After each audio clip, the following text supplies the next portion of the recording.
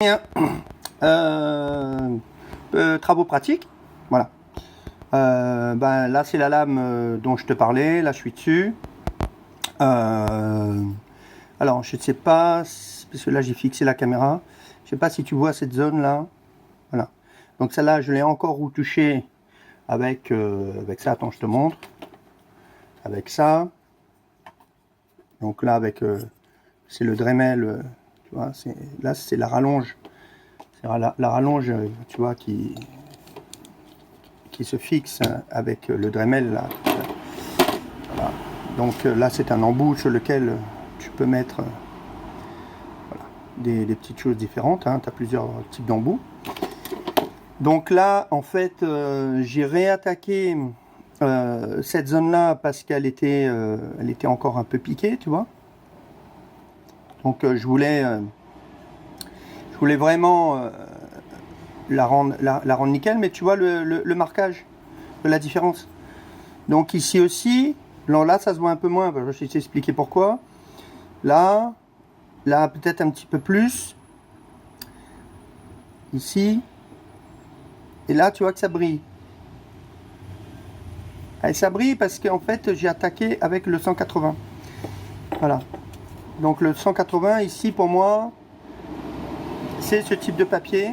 Mais le reste, ça va être ça par exemple, tu vois. Ça va être du papier normal. Voilà. Donc là, j'ai. Est-ce que tu vois là, ça c'est du WD-40, hein. D'accord. Donc, j'avais déjà commencé à poncer à sec, hein. Donc je vais ici tremper un tout petit peu, tu vois. Voilà. Juste un petit peu. Alors j'éloigne le produit parce que bon, voilà, pas envie de le. Hein. Et ensuite, tu vois, voilà, je frotte. Donc j'alterne en fait, tu vois, entre le sec et le mouillé. Parce que si je mouille trop le papier, si tu veux, ici il a quand même un aspect relativement imperméable et résistant. Mais le grain lui-même, si tu veux, si tu le mouilles trop, il risque de s'abîmer trop vite. Donc le but du jeu, c'est de faciliter le ponçage, d'éviter que ça surchauffe trop et qu'à un moment donné, si tu veux, ça abîme trop vite le papier et tes doigts aussi, parce que ben, tu vas te brûler. Mais en fait, il faut aussi privilégier, comme je te disais, un mouvement rectiligne. Voilà, rectiligne et intense. Voilà, après, tu changes. La lame toujours à plat, tu vois ce que je veux dire? Tu vois le fil? De manière générale, je ne suis pas sur le fil, hein, mais quand je parlais de lame à plat, c'est ça qu'il faut faire, tu vois. Il faut vraiment le coller à plat, quoi. Et le fait de le maintenir à plat tout le temps, ça t'oblige aussi à être strict dans ton mouvement. Donc là, je suis sur la soie. Voilà. Mais si je devais être sur la lame, sur la partie de la lame, bon, bah écoute, je ferais pareil, tu vois. Voilà. J'applique bien à plat. Là, je prends mon papier. Et je vais tenter, si tu veux, de résorber un peu. Alors, je garde ma zone mouillée. Je frotte. Et tu vois, même si je dois passer sur le fil, hop, tu vois, je passe sur le fil, là, je descends, je remonte. Il se passe pas grand-chose, quoi. La lame, elle n'est pas impactée. Alors, on regarde un petit peu. Bon, on voit que, tu vois, ça commence. Bon, donc, je manque d'appui. Donc, c'est pour ça que je vais reprendre une partie peut-être un petit peu plus sèche. Et je vais attaquer avec la partie un peu plus sèche. Cet endroit-là. Le but, c'est de toute façon de le résorber. Donc, le 150, en fait, ou le 180, il va déjà impacter ce qu'a fait le gros. Voilà. Et on finit par obtenir du résultat, tu vois. Tu vois que c'est en train de...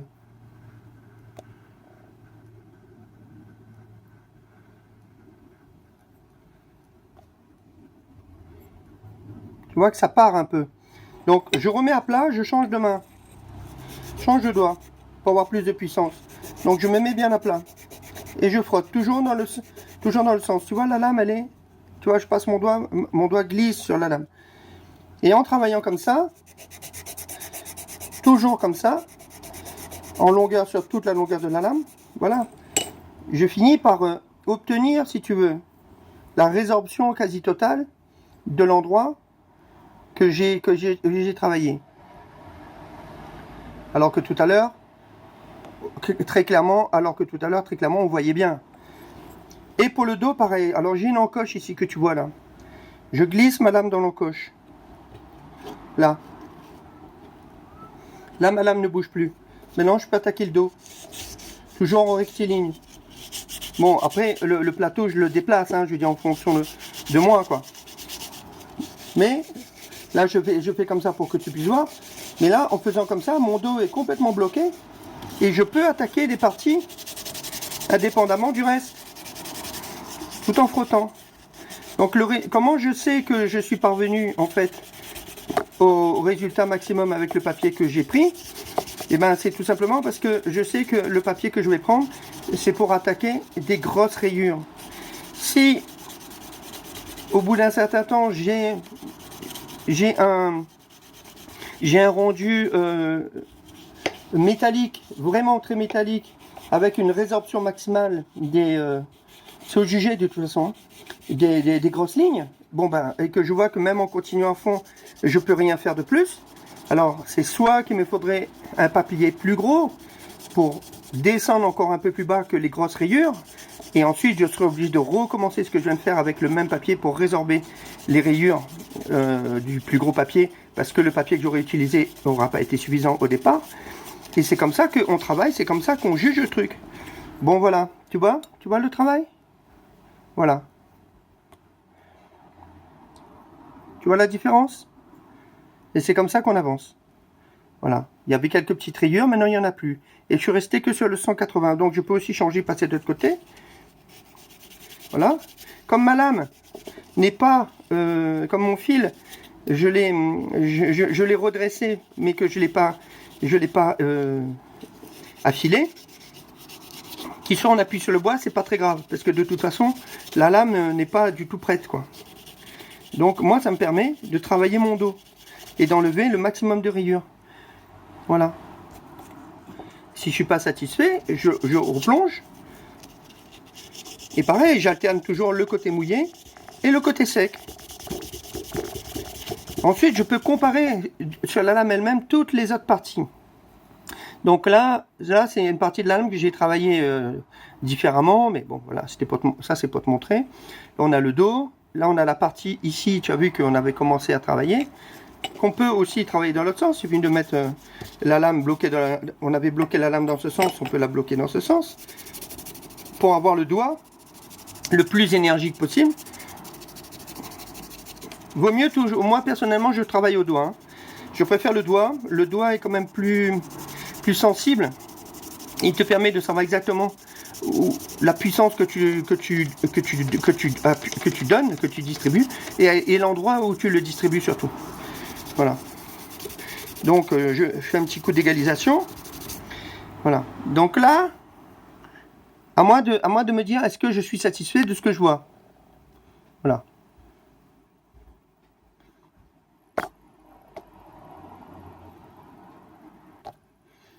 Est-ce que ça me plaît ce que je vois? Donc, je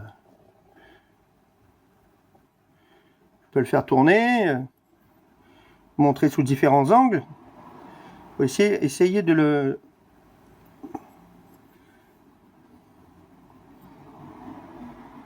Voilà. À moi de voir ce qui me plaît, tu vois. Donc, tant que j'ai pas obtenu mon résultat, si je vois même que mon papier fatigue, donc après que j'ai vraiment cherché tous les endroits, si je sens que je glisse plus que je frotte, bon, ben j'en reprends un autre, qui lui est un peu moins abîmé, où il y a encore des endroits exploitables, en 180. Et j'attaque. Jusqu'à ce que j'ai vraiment résorbé le maximum au doigt, je le sens bien, tu vois. Après j'ai du 150. Peut-être qu'il faudrait repasser un petit coup de 150, c'est un peu plus petit, à l'endroit où j'ai travaillé tout à l'heure. Comme c'est un poil plus petit que le 180, ça va me permettre de descendre quelques rayures supplémentaires.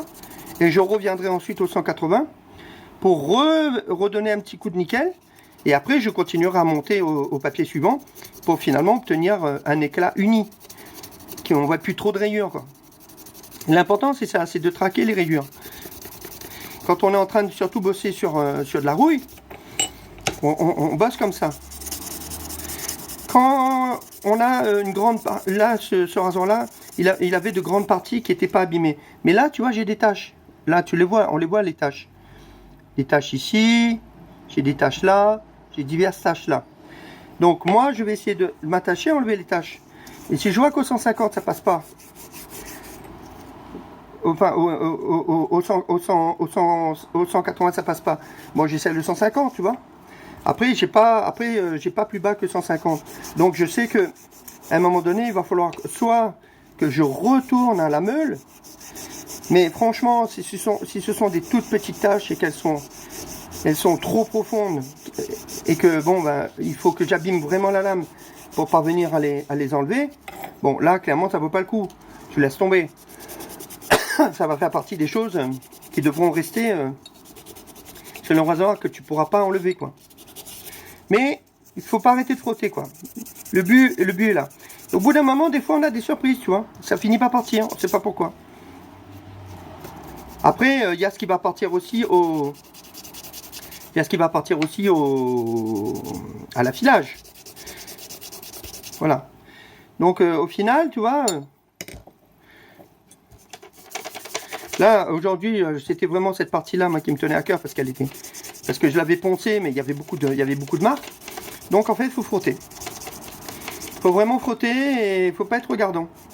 Donc, bon, et bien sûr, il faut avoir du papier neuf, quand même, et utiliser le papier au maximum. Tu vois, quand tu le regardes, tu vois que tu es vraiment dans l'usure totale du papier, qu'il est abîmé. Tu y vas, tu ponces. Tu ponces.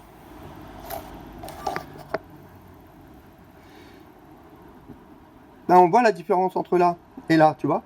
On voit la différence de finesse. Là, c'est juste avec la machine, même au doigt, je le sens, tu vois.